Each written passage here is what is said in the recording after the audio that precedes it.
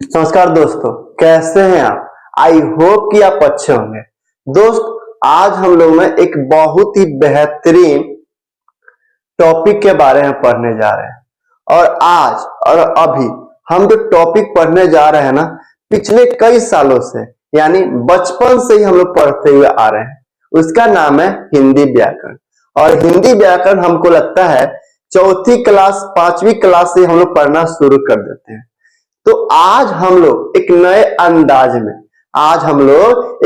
अंदाज में हिंदी व्याकरण के अंदर एक बेहतरीन चैप्टर को पढ़ेंगे और ये देखेंगे, हम खुद से डिसाइड करेंगे।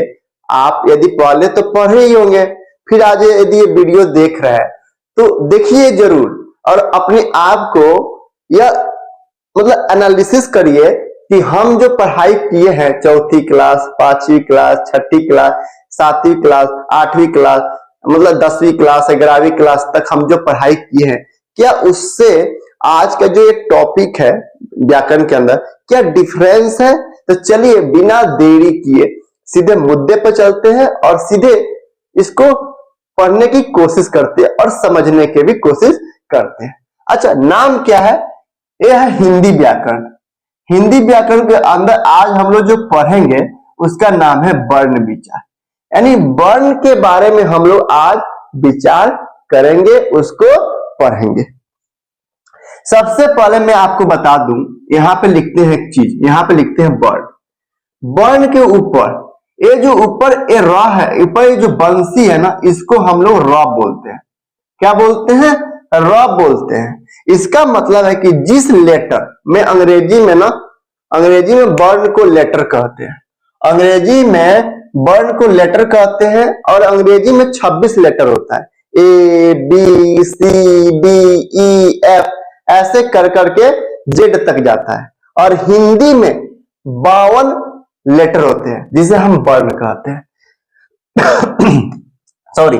तो ऊपर ये जो बंसी बना है ना, इसको हम र पढ़ते हैं। और जिस लेटर यानी जिस वर्ण के ऊपर ये बंसी होता है ना, इसका मतलब है कि उसके पहले र है। इसका मतलब है कि व र और न है, यानी र के ऊपर है, इसका मतलब न के और है ना, और के पहले र है। मतलब समझते ऐसे हैं लेकिन लिखते ऐसे हैं, पढ़ते भी ऐसे हैं, लेकिन समझने के लिए मैं बताया हूं कि वो बंसी का मतलब र होता है। इसको मिटा देते हैं, इतना समझ में आ गया होगा। अच्छा, मैं अभी बताया हूं कि हिंदी में 52 वर्ण होता है और अंग्रेजी में 26 लेटर होता है। तो वर्ण किसे कहते हैं? वर्ण?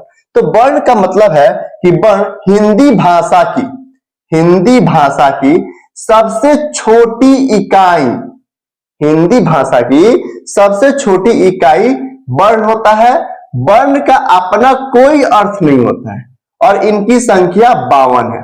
आप हिंदी का बुक उठाइए, कोई भी हिंदी में जो लिखा हो, हिंदी एक भाषा है तो हिंदी भाषा में लिखे हुए कोई भी बुक उठाइए और उस बुक में बहुत सारी चीज लिखा होगा। मतलब अलग, जैसे आप हिंदी का कोई कविता पढ़ रहे हैं तो कविता के बारे में लिखा होगा हिंदी में। हिंदी में यदि केमिस्ट्री पढ़ रहे हैं तो केमिस्ट्री में लिखा होगा हिंदी में, केमिस्ट्री हिंदी में लिखा होगा। फिजिक्स पढ़ रहे हैं तो फिजिक्स हिंदी में लिखा होगा। तो हिंदी भाषा जो भी चीज लिखा है ना, उसका सबसे छोटा इकाई सॉरी, खांसी हो गया।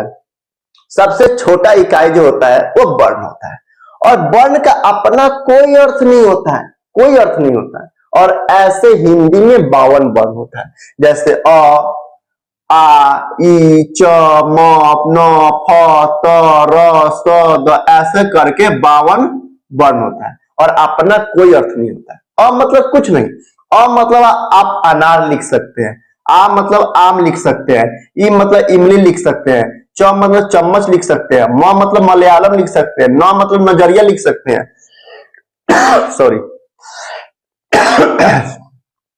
सॉरी। फ मतलब फूफा जी लिख सकते हैं, त मतलब ताऊ लिख सकते हैं, र मतलब राजा लिख सकते हैं, स मतलब सदन लिख सकते हैं, द मतलब दमन लिख सकते हैं।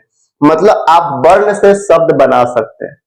तो शब्द का अर्थ निकलता है, ये सब क्या है? शब्द है, इसका अर्थ निकलता है, ठीक है। लेकिन वर्ण का अपना कोई अर्थ नहीं होता। अब हम पूछे अ मतलब क्या होता है? कुछ नहीं होता भैया। आप अ से अनार बना सकते हो, अ से कुछ अन्य चीज बना सकते हैं, शब्द बना सकते हैं, लेकिन वर्ण का अपना कोई अर्थ नहीं होता है। अच्छा, आप ये भी समझ सकते हैं कि वर्ण का दूसरा परिभाषा भी समझ सकते हैं। ऐसे वर्ण का बहुत सारे परिभाषा जो है खुद से बना सकते हैं बाबू, खुद से बना सकते हैं। देखिए, वर्ण का यह भी परिभाषा हो सकता है कि हिंदी किसी भी शब्द के निर्माण में, किसी भी शब्द के निर्माण में जिन मूल अक्षरों से होता है, किसी भी शब्द का निर्माण जिन मूल अक्षरों से होता है उसे हम वर्ण कहते हैं। मतलब किसी भी शब्द का निर्माण जिन मूल अक्षरों से होता है ना बाबू, उसे हम वर्ण कहते हैं। वर्ण का कोई अर्थ नहीं होता है। जैसे कलम एक शब्द है, शब्द का अर्थ निकलता है, शब्द सार्थक होता है। जैसे हम चाचा बोलते हैं ना, तो चाचा का मतलब क्या? पापा के भाई। मौसी मतलब क्या?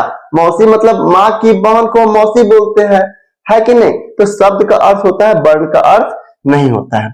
जैसे एक कलम एक शब्द है, कलम मतलब क्या होता है? पेन, जो लिखने के काम में आता है, एक क्या है? कलम है। इसका अर्थ है कि भैया लिखने के काम में जो आता है उसे हम कलम बोलते हैं।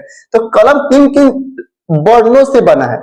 कोई भी शब्द का निर्माण जो है ना वो वर्णों से ही होता है।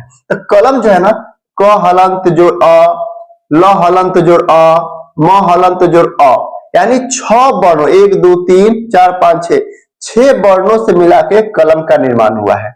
जैसे आम है, आम एक शब्द होता है। क्या होता है आम भैया?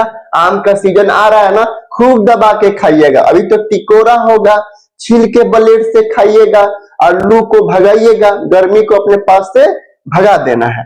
तो आम जो है ना, यह किन किन, आम का अपना एक अर्थ होता है, लेकिन आ का मतलब कुछ नहीं होता है, म का मतलब कुछ नहीं होता है, अ का मतलब कुछ नहीं होता है। वर्ण का कहने का मतलब है बाबू कि वर्ण के मिला के हम शब्द का निर्माण करते हैं। वर्ण अगर नहीं है तो हम शब्द नहीं बना सकते हैं। हिंदी भाषा में कोई भी चीज लिखिएगा ना तो वर्ण का जरूरत पड़ता है। वर्ण की संख्या 52 होती है। इंग्लिश में हम लेटर बोलते हैं, इंग्लिश में 26 लेटर होता है। वर्ण का अपना कोई अर्थ नहीं होता है। ये तो बाबू समझने के लिए है, मैंने समझने के लिए बता दिया। इसको हम लॉक कर दे, लॉक कर दिया। इसको हमने समझने के लिए बता दिया। लेकिन हम अगर एग्जाम में आ जाए कि वर्ण का परिभाषा लिखिए, तब हम क्या लिखेंगे वो देख लेते हैं। देखिए, परिभाषा क्या लिखना है आपको? तो परिभाषा लिखना है कि वर्ण उस मूल ध्वनि को कहते हैं। अब मूल ध्वनि, ध्वनि क्या होता है? हम जो भी बोलते हैं, जैसे हम जो भी अभी तक बोल रहे हैं ना, वो सब ध्वनि है, जो कान का विषय है। ध्वनि जो होता है ना, वो कान का विषय होता है, यानी सुनने और बोलने में आता है। ध्वनि जो है सुनने और बोलने में, जैसे मैं बोल रहा हूं और आप सुन रहे हैं तो ध्वनि है। ध्वनि बोलने और सुनने में आता है। और ध्वनि के लिखित रूप को हम वर्ण कहते हैं। जैसे हम जो भी बोल रहे हैं, यदि आप वो लिख रहे हैं तो वर्ण है। ठीक है, तो वर्ण उस मूल ध्वनि को कहते हैं जिसका खंड या टुकड़ा, खंड मतलब टुकड़ा, खंड या टुकड़ा नहीं किए जा सकते हैं। तो इस परिभाषा के हिसाब से, वैसे तो हिंदी में 52 वर्ण होता है, लेकिन इस परिभाषा आपको एग्जाम में लिखना है। तो इस परिभाषा के हिसाब से केवल 4 ही वर्ण आते हैं। कौन कौन से? तो अ, ई, उ, री। अब ले लीजिए, कहीं अ मिल जाए ना, अ मिल जाए ना तो उठाइएगा उसको, आप पटकिएगा, नहीं टूटेगा बाबू। ई जो है ना, ई एक कभी नहीं टूटेगा। दांत से काटिए, कहीं मिल जाए तो पटकिए, छटक जाएगा लेकिन टूटेगा कतई नहीं टूटेगा बाबू, कतई नहीं टूटेगा। तो इस परिभाषा के हिसाब से 4 ही वर्ण होते हैं। अब जैसे क है, तो क जो है ना, क भी वर्ण है, लेकिन इस परिभाषा के हिसाब से क वर्ण नहीं है। ख जो है वर्ण है, लेकिन इस परिभाषा के हिसाब से ख जो है वर्ण नहीं है। क्योंकि ख जब आप तोड़िएगा ना, ख को जब आप तोड़िएगा ना, पता है क्या निकलेगा? ख हलंत जो अ। उसी तरह क को तोड़िएगा ना तो क हलंत जो अ। क्योंकि हमारे पास स्पेस कम है बोर्ड में बाबू, तो काम चलाइएगा अभी फिलहाल, ठीक है? हम भी एडजस्टमेंट में लगे हुए हैं, थोड़ा पैसा का तंगी है, पैसा कम पड़ रहा है तो व्यवस्था कर रहे हैं। तो क ख ये सब वर्ण है, लेकिन इस परिभाषा के हिसाब से वर्ण नहीं है। क्योंकि ये परिभाषा कहता है कि वर्ण उस मूल ध्वनि कहते हैं जिसका खंड या टुकड़ा नहीं किया जा सकते हैं। तो अ, ई, उ, री ये वर्ण है जिसका खंड या टुकड़ा नहीं किया जा सकते हैं। लेकिन क को जब आप पटकिएगा ना तो उसमें से अ निकल जाएगा। तो क इस परिभाषा के हिसाब से वर्ण नहीं। चलिए आगे देखते हैं। हिंदी व्याकरण में वर्ण की संख्या 52 होती है। अभी बताया ना कि हिंदी में वर्णों की संख्या कितनी है? 52 है। क, च, म ऐसे कर कर करके क, च, म, जिससे क, च, म क च म आदि वर्ण है, व्यंजन मान, लेकिन परिभाषा के हिसाब से नहीं माना जाएगा। हाँ, अभी वही बताया ना कि क च म ये सब भी वर्ण है, लेकिन इस परिभाषा के हिसाब से इसे वर्ण नहीं माना जाएगा क्योंकि यह टूट जाएगा। अच्छा देखिए, हिंदी में 52 वर्ण होता है, 50 प्लस 2 यानी हाफ सेंचुरी से ज्यादा वर्ण होता है। अब इन 52 वर्णों को दो भागों में बांटा गया है, पहला स्वर वर्ण और दूसरा व्यंजन वर्ण। तो अब स्वर वर्ण देख लेते हैं, फिर बाद में हम व्यंजन वर्ण के बारे में पढ़ लेंगे। तो आज हम पढ़ लेते हैं स्वर वर्ण के बारे में। कोई पूछे कि हिंदी व्याकरण में वर्ण की संख्या कितनी है, तो आप हाफ सेंचुरी से ज्यादा बताना है। मैं कितना बताना है, तो 50 प्लस 2 यानी 52 को बताना है, 52 बताना है कि भाई हिंदी में 52 वर्ण होते हैं। तो चलिए कौन कौन से 52 वर्णों को दो भागों में बांटा गया है, पहला स्वर दूसरा व्यंजन। तो चलिए स्वर वर्ण के बारे में पढ़ लेते हैं कि स्वर वर्ण किसे कहते हैं। स्वर वर्ण किसे कहते हैं उसका परिभाषा देख लीजिए कि जिन वर्णों के उच्चारण में, उच्चारण क्या होता है हम पढ़ेंगे, उच्चारण स्थान हम जब पढ़ेंगे ना तब हम पढ़ेंगे, अभी घबराने की टेंशन लेने की जरूरत नहीं है, ठीक है। परिभाषा देखिए, जिन वर्णों के उच्चारण में किसी अन्य वर्ण की सहायता नहीं ली जाए उसे हम स्वर वर्ण कहते हैं। इनकी संख्या यानी स्वर वर्ण की संख्या 11 होती है, ठीक है।